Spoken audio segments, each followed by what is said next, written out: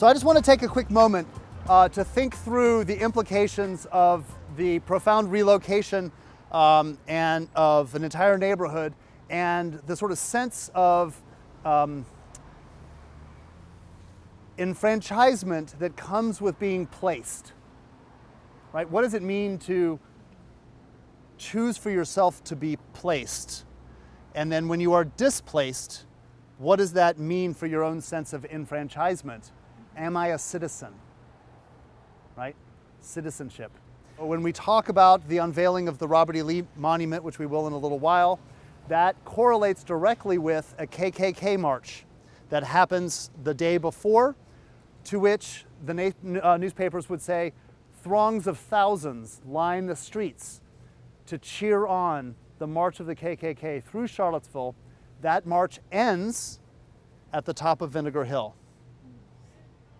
The unveiling of the Stonewall Jackson Monument correlates with a march of children through the streets. And they end up at the space that would become the just above the Lewis and Clark Monument, in the form of the Confederate battle flag on the hillside. Where is that most visible? Right? Who's the intended audience for a Confederate battle flag adjacent to a white school, immediately adjacent to an African American neighborhood? Right?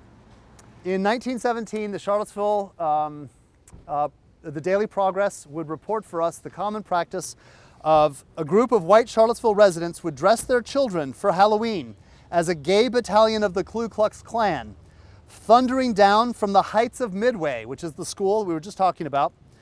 During this overt display, many a dusky denizen of the bottom, which is where we're standing right now, of the bottom, was seen to shrink instinctively back into the shadows of Preston Avenue as they swept along.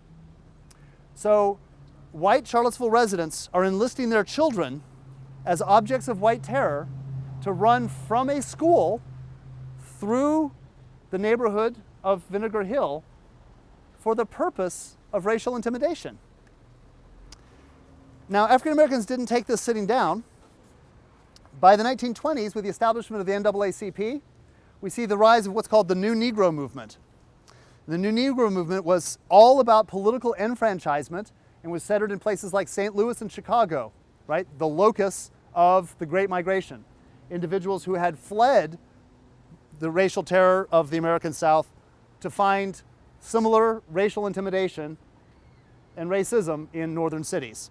It's important for us to recognize that we often characterize the Great Migration all around pull factors.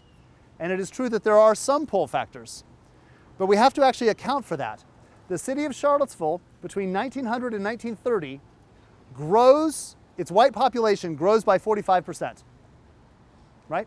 So greater Charlottesville grows by 45% between 1900 and 1930. That means that Charlottesville is a source of economic opportunity. It's in a growth era. In those same 3 decades, Charlottesville's African American population shrinks by 20%. So if in fact Charlottesville is a moment of opportunity in this same season of the early 20th century, it's also really clear that that opportunity is racially delimited, right? And compounding that, a decline of 20%, we also know that there's actually a pretty significant in-migration to Charlottesville from rural contexts that are worse. So that declining 20% population includes a pretty significant in-migration from rural contexts, which means that the out-migration from Charlottesville is significant and it's not motivated by jobs. It's the simple fact that they live in a landscape of terror.